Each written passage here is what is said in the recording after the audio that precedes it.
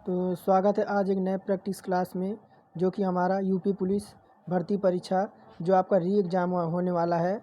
उसी की तैयारी के लिए आज हम पहला प्रैक्टिस सेट लेके आए हैं।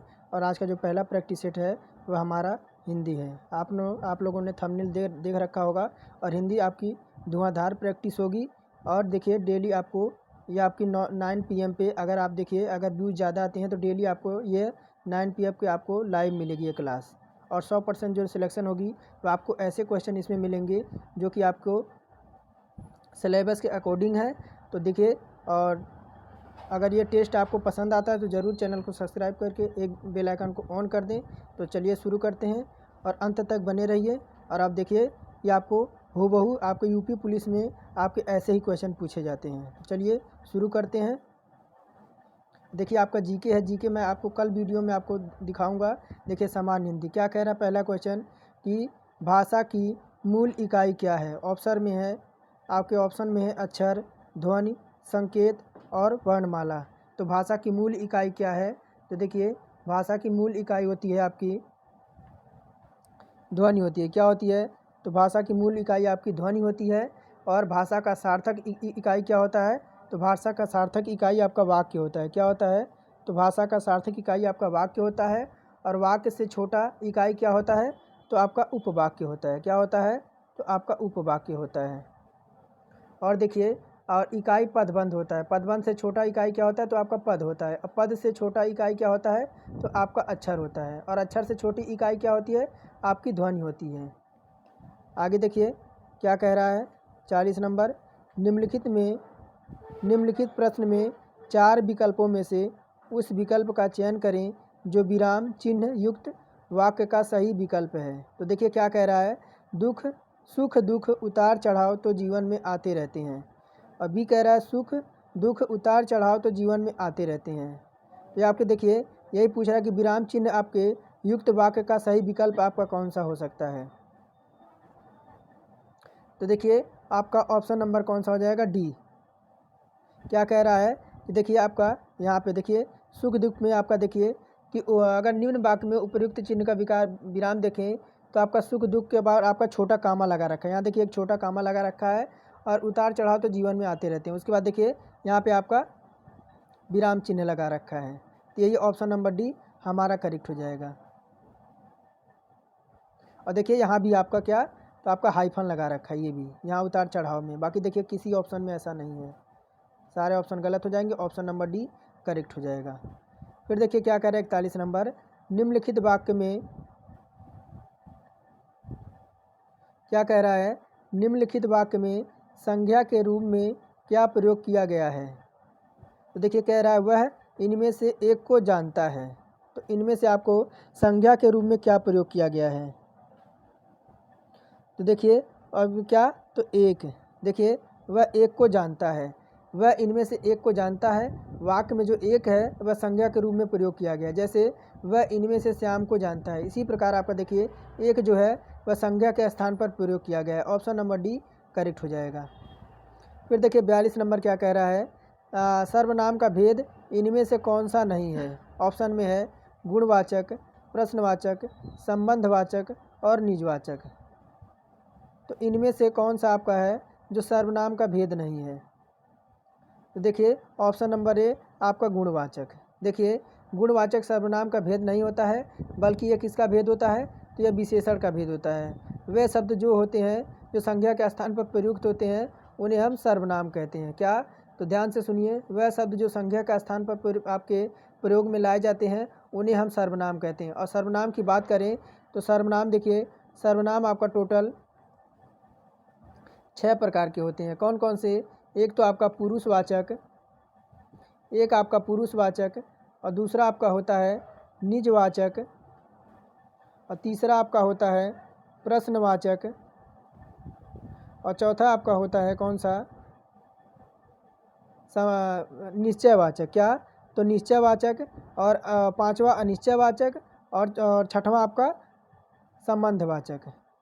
तो ऑप्शन देखिए 42 का कौन सा हो जाएगा। कौन सा आपका जो है सर्वनाम का भेद इनमें से कौन सा नहीं है। तो आपका गुणवाचक है। आगे बढ़ते हैं। देखिए क्या कह रहा है 43 नंबर, क्रिया के अलावा संज्ञा के लिंग के अनुसार किन शब्दों के रूप में परिवर्तित होते हैं? ऑप्शन में है विशेषण, विशेष्य, कारक और विकृत अवयव।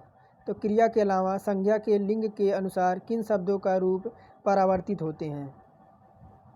तो देखिए किसके, तो ऑप्शन नंबर आपके ए विशेषण के। देखिए क्रिया के अलावा संज्ञा के अनुसार जो आपके विशेषण हैं वह शब्दों के रूप में परावर्तित होते हैं। क्या कह रहा है 44 नंबर कि सोहन का गांव मकान देख रहा है। क्या? सोहन गांव का मकान देख रहा है। इस वाक्य में क्रिया शब्द कौन सा है? तो सोहन है, गांव है, देख रहा है या मकान है। तो सोहन जो है वह गांव का मकान देख रहा है। इस वाक्य में क्रिया शब्द कौन सा है? तो कौन सा है? तो आपका देख रहा है। क्या कर रहा है? तो सोहन गांव का मकान देख रहा है। इस वाक्य में क्रिया शब्द आपका देख रहा है होगा। जिस शब्द में किसी काम का करना या होना पाया जाता है उसे क्रिया कहते हैं। जैसे आपका पढ़ना हो गया, लिखना हो गया, खाना हो गया, पीना हो गया इत्यादि। अब ये सब क्या है?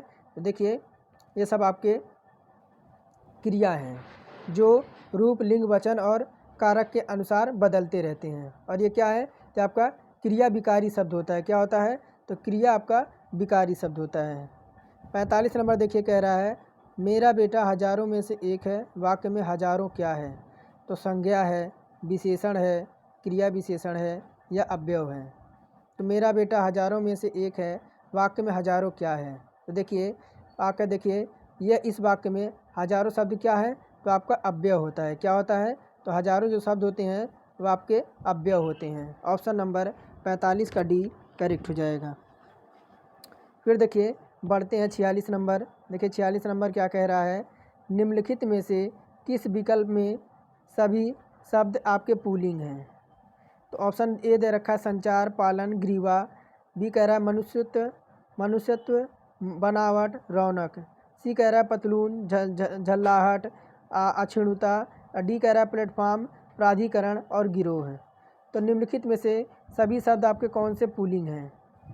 तो देखिए ऑप्शन नंबर डी आपका प्लेटफॉर्म भी पुल्लिंग होता है, प्राधिकरण भी और गिरोह भी।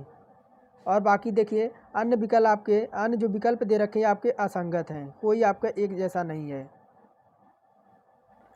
बढ़ते हैं आपके 47 नंबर की ओर। देखिए 47 नंबर कह रहा है वचन के आधार पर असंगत युग्म कौन से हैं? तो देखिए क्या ऑप्शन में है बिल्ली का बिल्लियाँ है, पेड़ का पेड़ों हैं, खंबा का खंबे हैं और रस्सी की रस्सियाँ हैं। तो कौन सा आपके असंगत शब्द युग्म हैं? तो देखिए ऑप्शन नंबर बी पेड़ का पेड़ों दे रखा है। देखिए पेड़ का पेड़ों आपके वचन के आधार पर असंगत है, असंगत युग्म है। कैसे?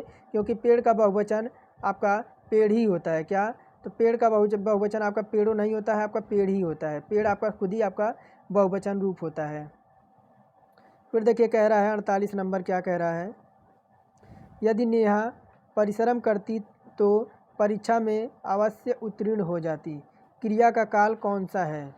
तो कह रहा है हेतु मतभेद भूतकाल है, आसन्न भूतकाल है, अपूर्ण भूतकाल है या संदिग्ध भूतकाल है। तो क्या कह रहा है यदि नेहा परिश्रम करती तो परीक्षा में अवश्य उत्तीर्ण हो जाती। तो क्रिया का काल कौन सा है? तो देखिए ये आपका कौन सा है? ये आपका हेतु मत काल है। देखिए यदि नेहा परिश्रम करती तो परीक्षा में अवश्य उत्तीर्ण हो जाती। तो क्रिया का जो आपका यह रूप है वह हेतु मत भूतकाल है। आपके देखिए जिन क्रिया के पदों में भूतकाल में कार्य होने का संकेत मिलता है परंतु किसी कारणवश कार्य ना हो पाए उसे हेतु मतभेद भूतकाल कहते हैं। उदाहरण में जैसे एक बहुत बात करें कि यदि मैं घर पर होता तो चोरी नहीं होती। इसी प्रकार के आपके वर्ण आपके आते हैं। आगे बढ़ते हैं 49 नंबर। देखिए क्या कह रहा है कि अकर्मक धातुओं से बनने वाले और सदैव एक वचन, पुल्लिंग और अन्य पुरुष की क्रिया वाला वाच्य कौन सा संभव है? ऑप्शन में है आपका भाववाच्य, कृतवाच्य, कर्म और भाववाच्य या आपका क्रमवाच्य।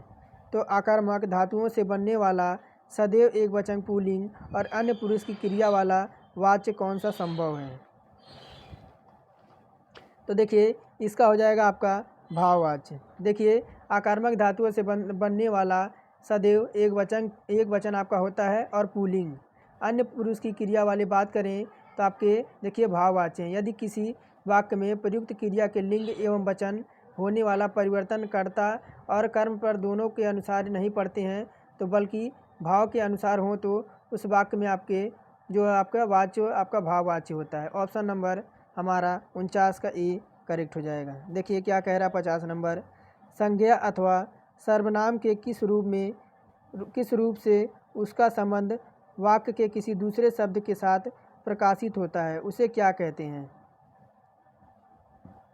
अगर क्लास पसंद आए तो ज़रूर एक लाइक करें और चैनल पे नए हैं तो चैनल को ज़रूर सब्सक्राइब कर दें, क्योंकि डेली इसी चैनल पे आपको प्रैक्टिस क्लास मिलेगी जब तक आपका एग्ज़ाम नहीं होता है। और आपको जेन्युइन और आपके देखिए सिलेक्टेड क्वेश्चन आपको मिलेंगे इस प्रैक्टिस क्लास में।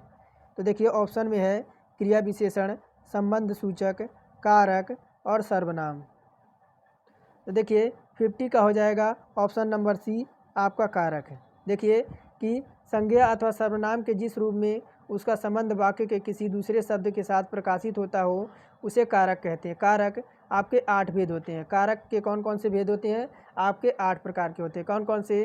तो देखिए कर्ता ने कर्म को करण से द्वारा संप्रदान के लिए अपादान जो अलगाव के लिए प्रयुक्त करते हैं, संबंध में का की रे, अधिकरण में पर और संबोधन में हे अरे ऐसे आपके विराम चिन्ह प्रयुक्त होते हैं। तो टोटल आपके 8 प्रकार के कारक होते हैं। ऑप्शन नंबर सी 50 का करेक्ट हो जाएगा। देखिए 51 नंबर क्या कह रहा है, निम्नलिखित शब्द युग्मों में तत्सम तद्भव का असंगत युग्म कौन सा है। तो ऑप्शन कह रहा है अंगूठा का अंगुष्ठ दे रखा है, कुष्ठ का कोढ़ दे रखा है, क्षण का छीन दे रखा है और काष्ठ का काठ दे रखा है। तो क्या कह रहा है, निम्नलिखित शब्दों में आपके तत्सम और तद्भव का असंगत युग्म बताना है।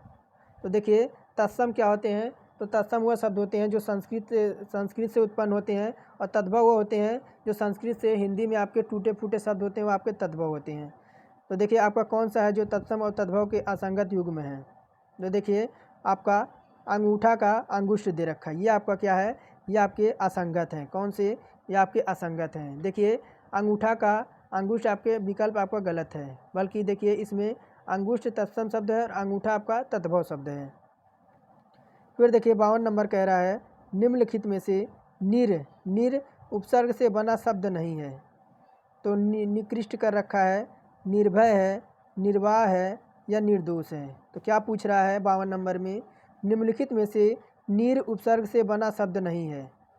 तो कौन सा नहीं है? तो देखिए ऑप्शन नंबर ए निकृष्ट। बाकी देखिए निर्वाह, निर्भय और निर्दोष। देखिए सब पे आपका देखिए ये वाला आसमानी वाला रह है, सब पे देखिए आसमानी वाला रह है। इससे यही सिद्ध होता है, ऐसे ही क्वेश्चन को हमें पकड़ना है। यहाँ देखिए इसमें आपका हलंत वाला आधा रह लगा हुआ है। ऑप्शन नंबर ए करेक्ट हो जाएगा। क्या कह रहा है 3 पर नंबर, मिलाप शब्द में कौन सा, क्या कह रहा है, मिलाप शब्द में कौन सा प्रत्यय लगा है। ऑप्शन में है अप, प, अनु और अन। तो मिलाप शब्द में कौन सा प्रत्यय लगा है। तो देखिए आपका कौन सा लगा है, आपका आप लगा है। देखिए जब मिलाप बोलेंगे तो क्या निकल के आएगा, जब मिलाप बोलेंगे तो देखिए अपने आप निकल के आ जाएगा। क्या? तो जब आप मिलाप बोलेंगे तो अपने आप निकल के आ जाएगा, जो आपका प्रत्यय लगा हुआ है। और देखिए अब प्रत्यय क्या होता है, प्रयुक्त देखिए प्रत्यय वह होता है जो वाक्य के पीछे लगकर उसके शब्द के अर्थ को परिवर्तित कर देता है, उसे क्या कहते हैं, तो प्रत्यय कहते हैं। आगे देखिए 54 नंबर क्या कह रहा है कि निम्नलिखित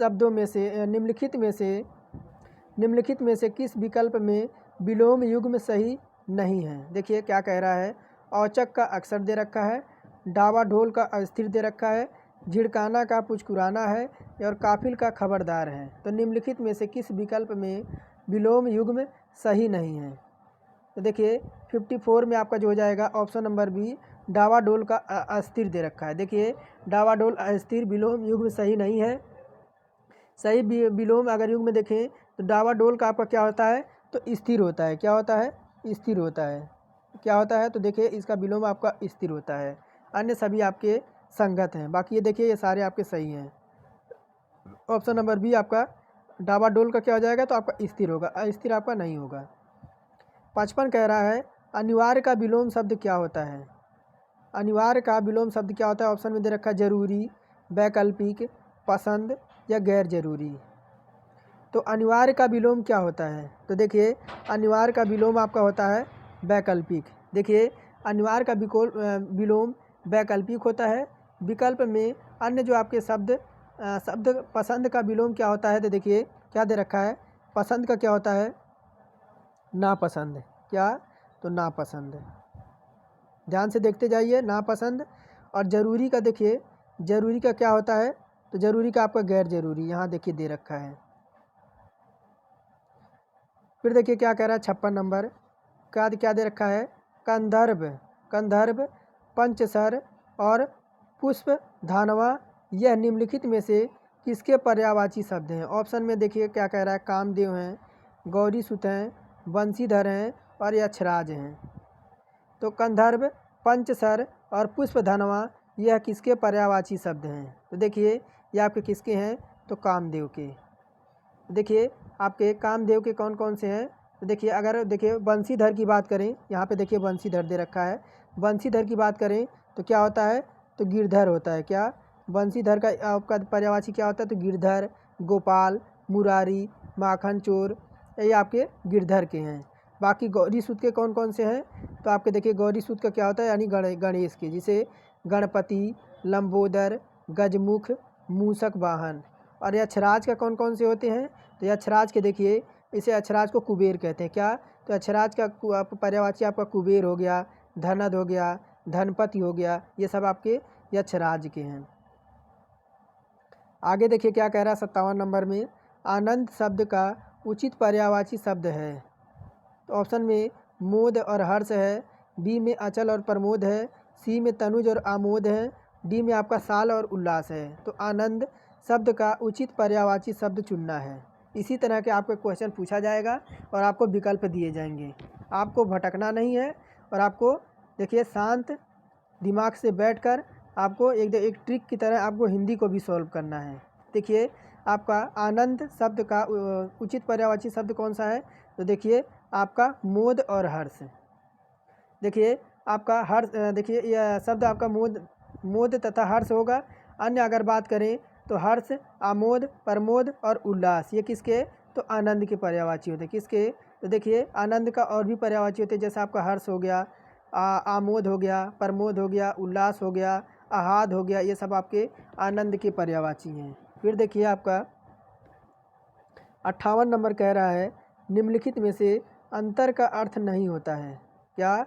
तो अंतर का अर्थ नहीं होता है। ऑप्शन में दे रखे क्या कह रहा है? देखिए दूरी, आकाश, शेष और हृदय।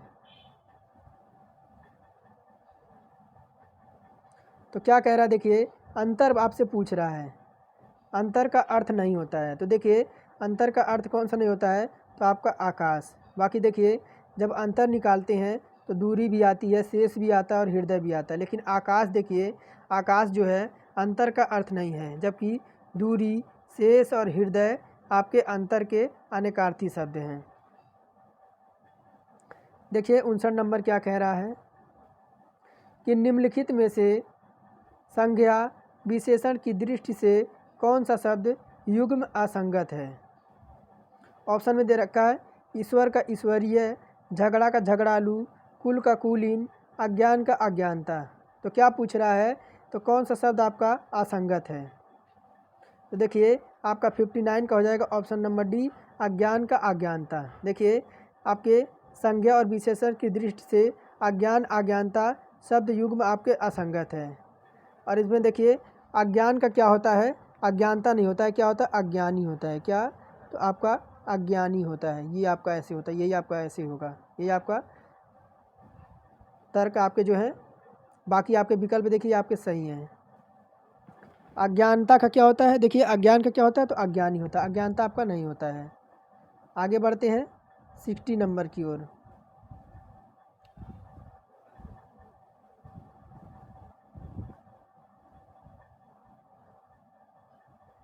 क्या कह रहा है? देखिए कि जो मुकदमा दायर करता है वाक्यांश के लिए इनमें से कौन सा शब्द सही, आपका शब्द क्या है?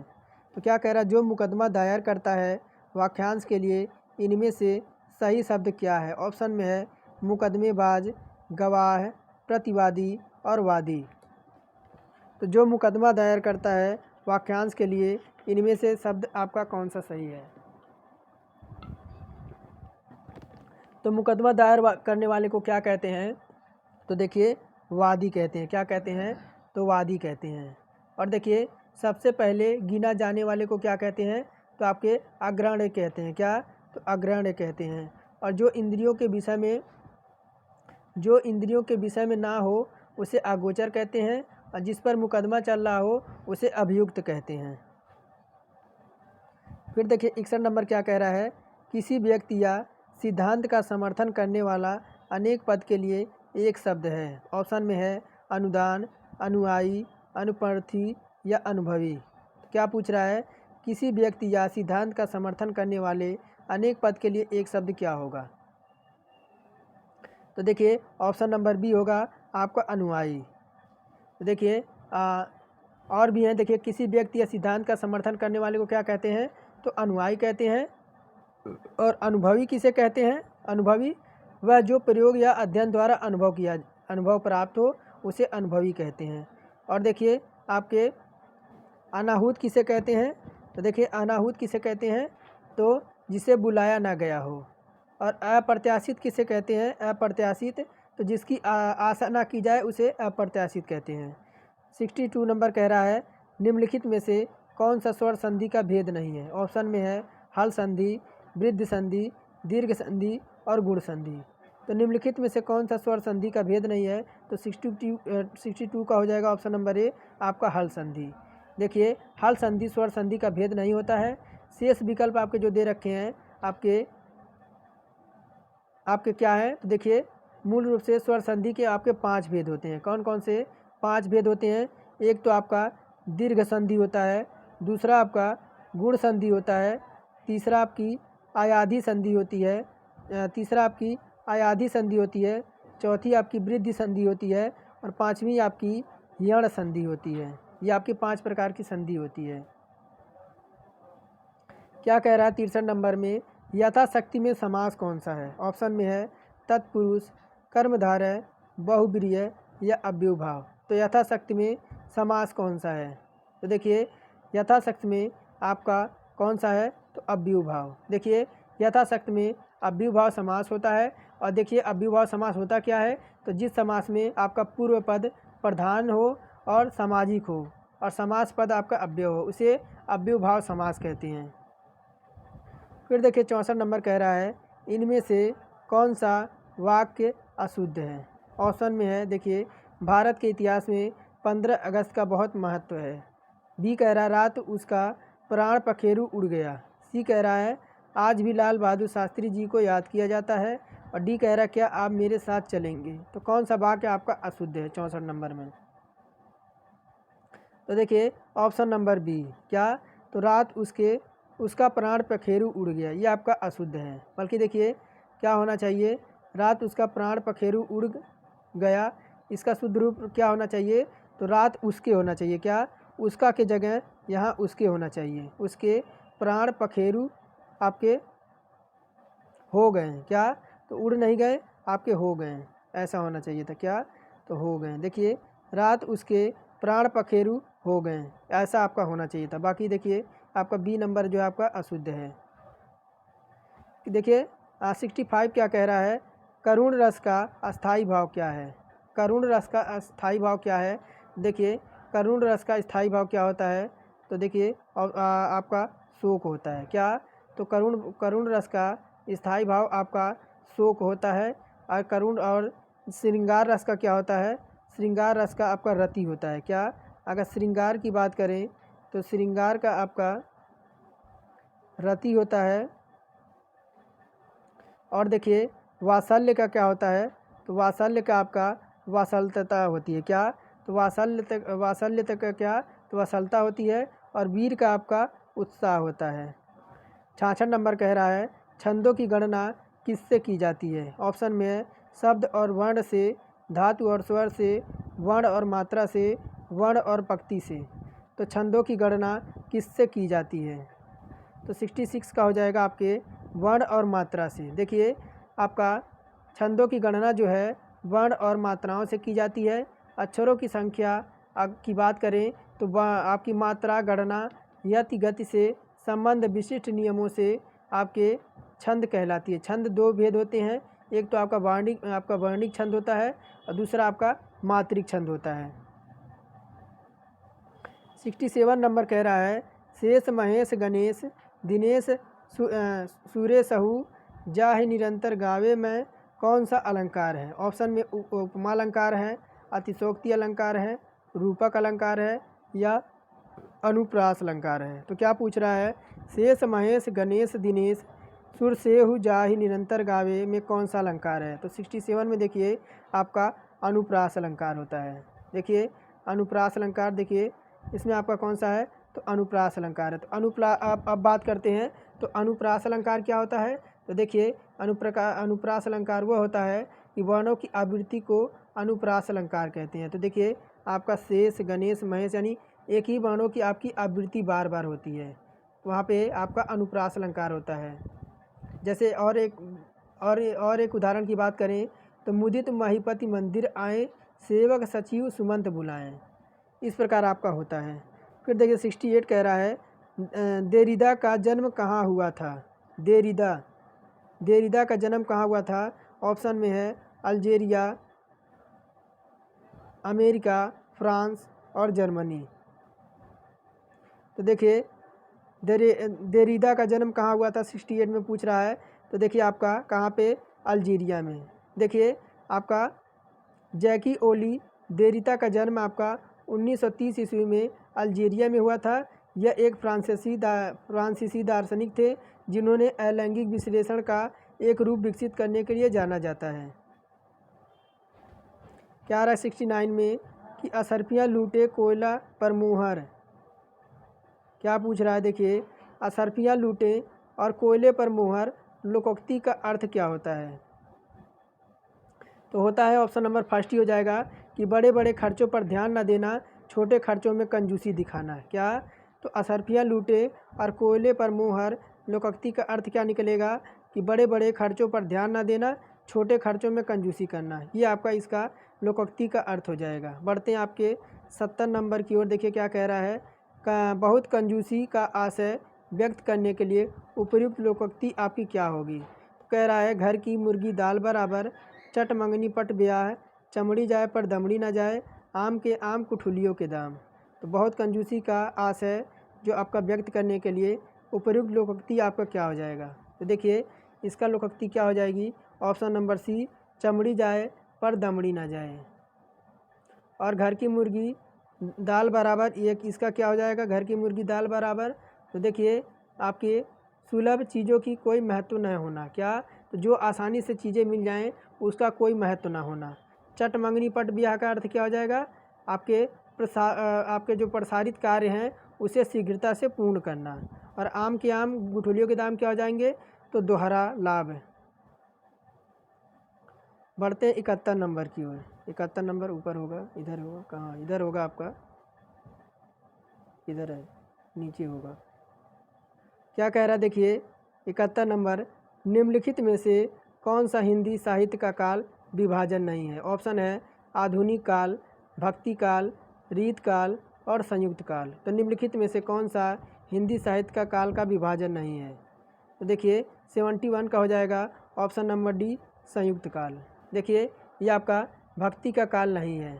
आचार्य शुक्ल के अनुसार अगर भक्ति काल की बात करें तो देखिए आपके आदिकाल कब हुआ है। तो आदिकाल जो आपका हुआ है, आदिकाल ये आपका बहुत पूछा जाता है, ये आपका लोअर पीसीएस में आपका पूछा गया था। आदिकाल की बात करें तो आपका 1050 से आपका कब से चला है, तो आपका 1375 तक। कब से, इसे याद कर लीजिएगा, ये आपका बहुत पूछा जाता है। और भक्ति काल की बात करें तो भक्ति काल कब से चली है आपकी, तो भक्ति काल देखिए ये 1375 से चली है। कब, तो 1375 से यह चली आपकी 1700 ईस्वी तक। फिर देखिए आपका क्या आया, उसके बाद रीत काल आई है। क्या, उसके बाद रीत काल है, ये कब से चली, कि आपकी 1700 ईस्वी से ये चली आपकी 1900 ईस्वी तक।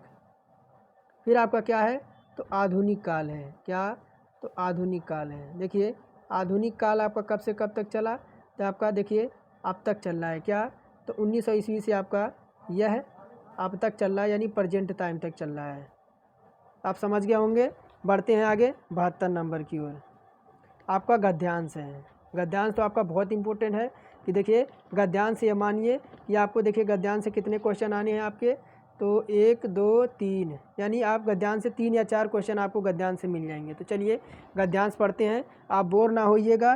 क्या कह रहा है देखिए, मैं जल्दी से पढ़ने की कोशिश करता हूँ। मेरे एक मित्र है, बड़े विद्वान, स्पष्टवादी और नीतिमान। वह इस राज्य के बहुत प्रतिष्ठित नागरिक है। उनसे मिलने से सदा नई स्फूर्ति मिलती है। यद्यपि वह अवस्था में मुझसे छोटे हैं, यद्यपि मुझे सदा सम्मान देते हैं। इस देश में यह एक अच्छी बात है कि सब प्रकार से हीन होकर भी यदि कोई उम्र में बड़ा हो तो थोड़ा सा आदर पा ही जाता है। मैं भी पा जाता हूँ। एक मिनट, कहाँ चला गया, ये रहा। मैं भी पा जाता हूँ। फिर देखिए क्या कह रहा है कि कुछ नहीं क्या कहाँ से था, मैं भी पा। मेरे इस मित्र की शिकायत थी कि देश की दुर्दशा देखते हुए भी मैं कुछ कह नहीं रहा हूँ, अर्थात इस दुर्दशा के लिए जो लोग जिम्मेदार हैं उनकी भर्त्सना नहीं कर रहा हूँ। यह एक भयंकर अपराध है। कौरवों की सभा में भीष्म ने द्रौपदी का भयंकर अपमान देखकर भी जिस प्रकार मौन धारण किया था, वैसे ही कुछ मैं और मेरे जैसे कुछ अन्य साहित्यकार चुप्पी साधे हैं। भविष्य इसे उसी तरह क्षमा नहीं करेगा जिस प्रकार भीष्म पितामह को क्षमा नहीं किया गया। मैं थोड़ी देर बाद आपके अभिभूत होकर सुनता रहा। फिर क्या कह रहा देखिए, और मन में पाप बोध का एहसास हुआ। सोचता रहा कुछ करना चाहिए, नहीं तो भविष्य क्षमा नहीं करेगा। वर्तमान ही कौन क्षमा कर रहा है। काफ़ी देर तक मैं परेशान और चुप रहना ठीक नहीं है। कमबख्त भविष्य कभी माफ़ नहीं करेगा, उसकी सीमा भी तो कोई नहीं है। 5000 वर्ष बीत गए और अब तक बेचारे भीष्म पिता को क्षमा नहीं किया गया।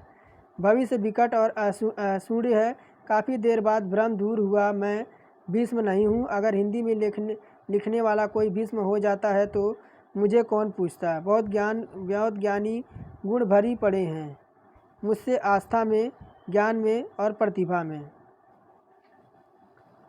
फिर देखिए क्या कह रहा है, मुझे कोई डर नहीं है। भविष्य नामक महादुरंत अज्ञात मुझे किसी गिनती में लेने वाला नहीं है। डरना हो तो वह लोग डरें जिनकी गिनती हो सकती है।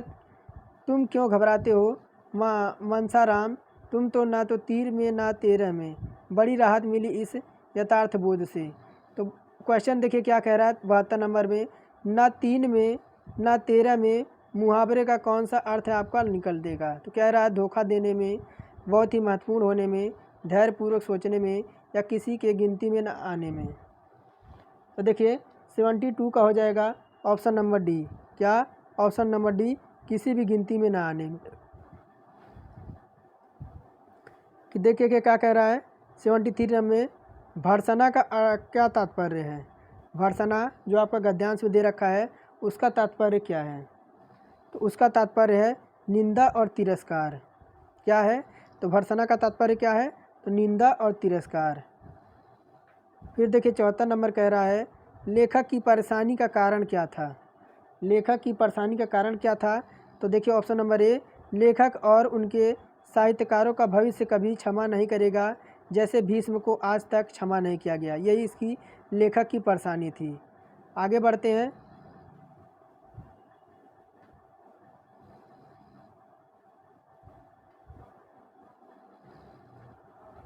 फिर देखिए क्या कह रहा है आपका कि भीष्म पिता को क्षमा क्यों नहीं किया गया।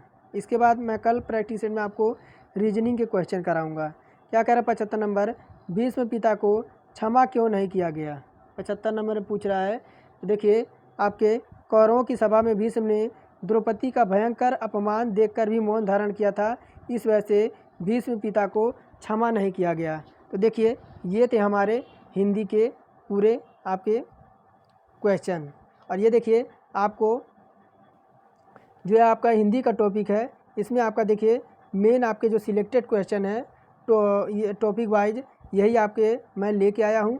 अगर क्लास पसंद आई हो और चैनल पे नए हैं तो ज़रूर हमें सपोर्ट कीजिए और सब्सक्राइब करिए। अगर देखिए आपके घर में कोई भाई बहन या मित्र हो तो उसे ज़रूर बताइए कि क्लास ORS पे आपको बेस्ट कंटेंट प्रोवाइड कराया जा रहा है। तो चलिए आज की टेस्ट यहीं समाप्त करते हैं, वरना वीडियो लंबा हो जाएगा, आप बोर हो जाएंगे। और देखिए कम समय में मैं ज़्यादा क्वेश्चन अटेंड कराता हूं और आपको पूरे क्वेश्चन आपको कराऊंगा। तो चलिए आज का टेस्ट यहीं समाप्त करते हैं। आप सभी का दिन शुभ हो और अपनी तैयारी दिन रात में मेहनत से लगे रहिए।